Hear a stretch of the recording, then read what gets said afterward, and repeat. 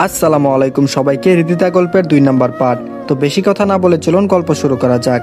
আমি বললাম কথা যখন দিয়েছি আমি আমার কথা অবশ্যই রাখবো। কাকিমা বলল, এই তানিশা কি সব বলছিস? ও আমাদের ছেড়ে কোথায় যাবে? হ্যাঁ, আমাদের ছাড়া কে আছে ওর?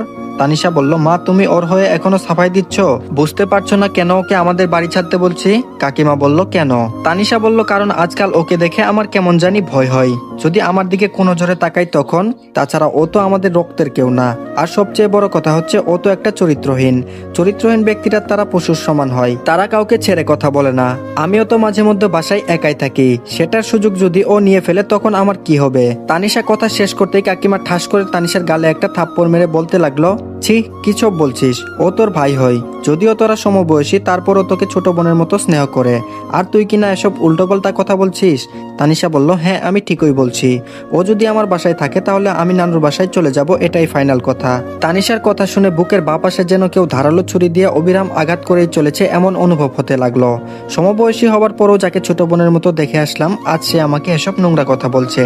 নিজেকে আর সামলাতে পারলাম না, কান্না করেই তানিশার উদ্দেশ্যে বললাম, ছোট থেকে জেনে এসেছি তোর বাবা মা আমার আপন কাকা কাকিমা, সেই সঙ্গে তোকেও আমার নিজের বোন ভেবেছিলাম।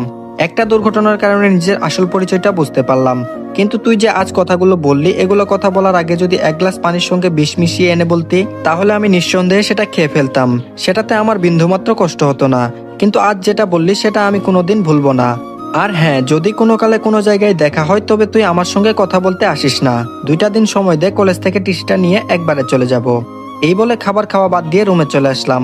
আর ভাবতে লাগলাম, না এখানে আর থাকা আমার পক্ষে সম্ভব না। তাছাড়া তানিশার বাবা মা আমাকে যতটুকু আদর যত্নে বড় করেছে এতেই অনেক।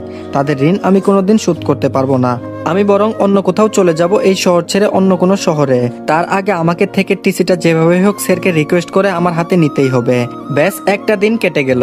তারপর কলেজে গিয়ে লক্ষ্য করলাম 2টা বাস কলেজের মাঠে, কিছুই বুঝতে পারলাম না। তারপর ক্লাসে বসতেই লক্ষ্য করলাম তানিশা আর হৃদিতা অনেক হাসাহাসি করছে, কিন্তু আমাকে দেখে চুপ হয়ে গেল।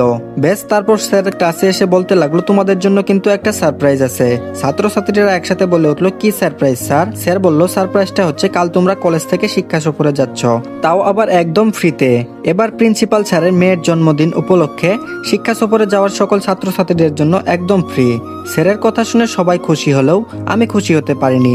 আগের মুভমেন্ট থাকলে হয়তো এতক্ষণ হইচই করে ক্লাস কাঁপিয়ে ফেলতাম, কিন্তু এখন কেমন জানি সেই আনন্দটা মন থেকে আসছে না। সেদিন আর ক্লাস হলো না, অল্প কিছুক্ষণের মধ্যেই ছুটি হয়ে গেল।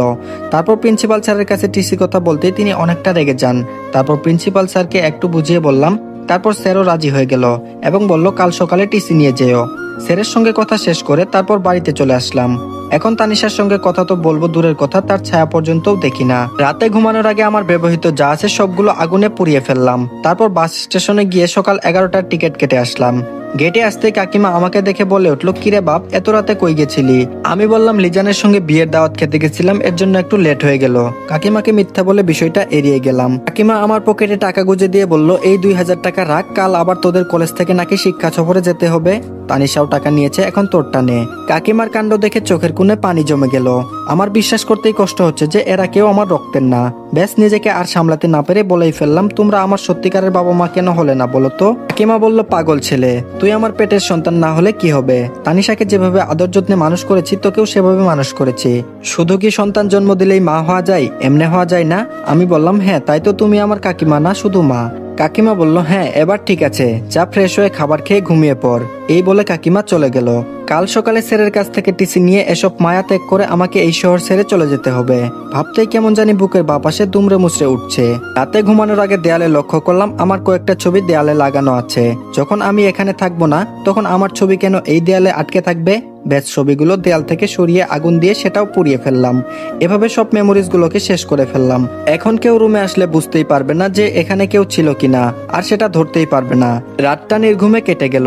সকালে উঠে ছাদে গিয়ে কিছুক্ষণ ভাবলাম, কোথায় যাব, কার কাছে যাব? তেমন তো যাওয়ার কোনো মাধ্যমই পাচ্ছি না। আত্মীয় স্বজন বলতেও তো কেউ নেই, তাহলে যাবোটা কোথায়? ভাবতেই রাকিবের কথা মনে পড়ে গেল। সে হয়তো আমাকে কোনো একটা উপায় বের করে দিতে পারবে। এসব ভাবতেই দেখলাম তানিশার হাতে ব্রাশ নিয়ে আমার সামনে মাথা নিচু করে দাঁড়িয়ে আছে। হয়তো ও কিছু বলতে চাচ্ছে, কিন্তু কোনো সংকোচ বোধের জন্য কিছু বলতে পারছে না। এখন তানিশার সামনে দাঁড়িয়ে থাকতেও লজ্জা করছে। যাকে আপন বোন ভাবতাম সে আমাকে চরিত্রহীন বলে অপবাদ দিল।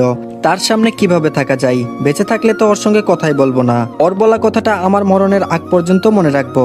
এসব ভেবে কোনো কথা না বলে তানিশাকে ছাদে একা থাকতে দিয়ে চলে আসলাম। ফ্রেশ হয়ে খাবার খেয়ে স্কুল কলেজ লাইভের কাগজপত্র সব ফাইলে ভরে নিলাম। তারপর আগে ব্যাগের 2টা শার্ট গেঞ্জি ভরে নিলাম। এখন কলেজে গিয়ে প্রিন্সিপাল স্যারের কাছ থেকে টিসিটা নিয়ে এই শহরের মায়া ছেড়ে চলে যাব। তারপর রুম থেকে বের হতেই কাকিমা আমাকে দেখেই বলে উঠলো, কিরে বাপ, কলেজে এখনো যাসনি? আমি বললাম হ্যাঁ যাচ্ছি। কাকিমা বলল, তাহলে ব্যাগ নিয়েছিস কেন?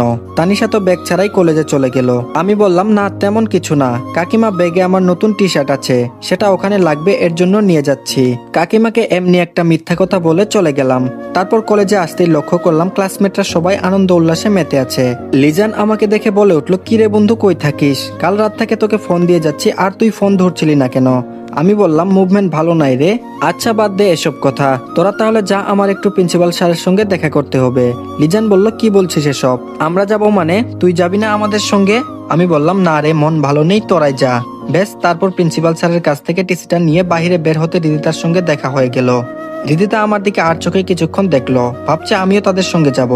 ব্যাস, তার দিকে লক্ষ্য না করে কলেজের গেটে পা রাখতেই তানিশা পিছন দিক থেকে আমাকে উদ্দেশ্য করে বলে উঠলো, এই দাঁড়া তো। আমি বললাম হুম বল। তানিশা বলল, তুই কি আমাদের সঙ্গে যাচ্ছিস? আমি বললাম আমি গেলে কি সমস্যা? তানিশা বলল, না মানে লিজান যে বলল তুই নাকি শিক্ষা সফরে আমাদের সঙ্গে যাচ্ছিস না। আমি বললাম হুম সেটাই, আমি যাচ্ছি না, তোরা ভালোভাবে যাস, আল্লাহ হাফেজ। এই বলে চলে আসতে যাব, এর মধ্যে তানিশা বলে উঠলো, তাহলে তোর কাছে ব্যাগ কেন? আমি বললাম না এমনি। ভালো থাকিস আর কাকিমার দিকে খেয়াল রাখিস। এই বলে সেদিনই চলে আসলাম ঢাকা। অপরদিকে কলেজ থেকে তানিশা, রিদিতা তারা শিক্ষা সফরে সবাই আনন্দ উল্লাসে মেতে আছে। এর মধ্যে রিদিতা কেন জানি একজনকে মনে মনে খুঁজতে লাগলো। যদিও তাকে ঘৃণা করে, তারপরও একজনের শূন্যতায় তার খারাপ লাগছে। বেশ, রিদিতা নিজেকে সামলাতে না পেরে তানিশাকে বলে উঠলো, তানিশা তোর ভাই আসেনি? রিদিতার কথা শুনে তানিশা অনেকটাই অবাক হয়ে বলল, এত কিছুর পরও ওর নাম নিচ্ছিস? যে তোকে এত বাজে প্রস্তাব দিল, তার কথা কেমনে বলতে পারিস? হ্যাঁ। রিদিতা বলল, দেখ ও যা করেছে তার শাস্তি তো সে পেয়েছেই, কিন্তু তারপর কেন জানি সে বিষয়টা নিয়ে আমার কাছে একটু খারাপ লাগা কাজ করত। তাছাড়া তুই তো জানিসই আমি ওকে ভালোবাসতাম, কিন্তু প্রকাশ করতে পারিনি। কিন্তু যখন প্রকাশ করতে যাব, এর মধ্যে তোর ভাই তো একটা বাজে প্রস্তাবে আমার মনটা নিমিষেই ভেঙে দিল। তানিশা বলল, ও আমার ভাই হলে কি হবে? আমিও ওকে অনেক কথা শুনিয়েছি। এই বলে তানিশা বাড়িতে যা ঘটনা ঘটেছে সেটা রিদিতার সঙ্গে নিমিষেই শেয়ার করে ফেললো। রিদিতা ঘটনা শোনার পর বলে উঠলো, এই তুই কি করেছিস? মানুষ মানেই তো ভুল, আর ও যা করেছে তার প্রাপ্য শাস্তিও দিয়েছি। যাই হোক, বোন হিসেবে তোর ওসব কথা বলা একদমই ঠিক হয়নি, সরি বলে নিস। রিদিতার কথা শুনে তানিশাও বুঝতে পারলো সেদিন তার এসব বলা ঠিক হয়নি। হাজার হোক ভাই তো, যদিও রক্তের সম্পর্ক নেই, তারপরও রক্তের সম্পর্কের চেয়েও কম না। তানিশাও মনে মনে ঠিক করলো বাড়িতে গিয়ে সরি বলে সব সমাধান করে নিবে। গজনী অবকাশে গিয়ে বাস থামলো। বাস থেকে সবাই নামলো। রিদিতা কেন জানি মন থেকে আনন্দের অনুভূতিটা আসছে না। যতই হোক, একটা মেয়ের পিছনে যদি কোনো ছেলে 2 বছর শুধু প্রেম নিবেদন করেই যায়, সে মেয়ে যতই পাথর হোক না কেন, সেই ছেলেটার প্রতি কিছুটা হলেও আবেগ কাজ করবে। সেদিক থেকে রিদিতাও ব্যতিক্রম নয়। তানিশা বলল, এই রিদিতা কি ভাবছিস? রিদিতা অন্যমনস্ক হয়ে বলে উঠলো, না কিছু না। তানিশা বলল, তাহলে বাসে একা একা বসে আছিস কেন? বাস থেকে নামতেই সামনে দুর্জয় লাল গোলাপ ফুল নিয়ে দাঁড়িয়ে আছে। রিদিতা সেদিকে না তাকিয়ে দুর্জয়কে পাশ কাটিয়ে চলে আসতে যাবে, এমন সময় দুর্জয় বলে উঠলো, রিদিতা দাঁড়াও। রিদিতা বলল, কেন? দুর্জয় বলল, না মানে এই ফুলগুলো তোমার জন্য নিয়ে আসছিলাম, তাই ফুলগুলো এখন তোমাকে দিতে আসছি। রিদিতা বলল, সরি, আমি কারো ফুল নিতে পারবো না। তানিশা বলল, এই রিদিতা চল তো, এসব ফালতু কথা না শোনাই ভালো। দুর্জয় বলল, নিজের ভাইয়ের বেলা তো খুব সুপারিশ করতে পারো, এখন আমার হয়ে একটু রিদিতাকে বুঝাও না প্লিজ। তানিশা বলল, এসব ফালতু কথা না শোনাই ভালো। এই বলে যে রিদিতা তানিশাকে নিয়ে চলে আসতে যাবে, এর মধ্যে দুর্জয় রিদিতার হাত চেপে ধরে বলে উঠলো, আজ রিদিতাকে এই ফুলগুলো নিয়েই যেতে হবে, নয়তো তার ফল ভালো হবে না। রিদিতা বলল, দুর্জয় কি করছো? আমার হাত ছেড়ে দাও, নয়তো লোকজন ডাকতে বাধ্য হব। তানিশা বলল, দুর্জয় প্লিজ রিদিতার হাত ছেড়ে দাও। দুর্জয় ডেভিল মার্কা হাসি দিয়ে বলল, অনেক অবহেলা সহ্য করেছি আর না, আজ রিদিতাকে বলতেই হবে আমাকে ভালোবাসে কিনা, যে কারণে রনিকে তোমার জীবন থেকে দূর করেছি। এখন তো তোমার মনে রনির জন্য কোনো অনুভূতির শিহরণ জেগে নেই, তাই না? হুট করে দুর্জয় এসব কথা বলবে সেটা রিদিতা কল্পনাও করতে পারেনি। রিদিতার সঙ্গে তানিশাও অবাক হয়ে বলল, তার মানে এসব তোমার সাজানো নাটক ছিল?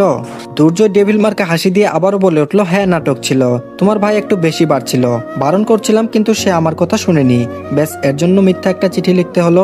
তারপর সেটা রনির নামে রিদিতার কাছে পৌঁছে দেই। রিদিতা ও রনিকে ভুল বুঝে, ব্যাস আমার লাইন পরিষ্কার হয়ে গেল। কিন্তু আজ তো দেখছি রনিকে সরিয়ে দিয়ে কোনো লাভই হলো না। মাঝখান থেকে বেচারা রনি শুধু একটা মিথ্যা অপবাদ মাথা পেতে নিল। ব্যাস কথাটা শোনা মাত্রই রিদিতা দুর্জয়ের গালে ঠাস করে থাপ্পড় মেরে বলতে লাগলো, ছি, তোর জন্য একটা নির্দোষ মানুষকে শুধু শুধু শাস্তি পেতে হলো। আমি তোকে কোনোদিনও ভালোবাসবো না, ঘৃণা করি তোকে আমি। দুর্জয় বলল, আমাকে যখন ভালোবাসবেই নাই তাহলে তোকে সেই ব্যবস্থাই করছি দাঁড়া।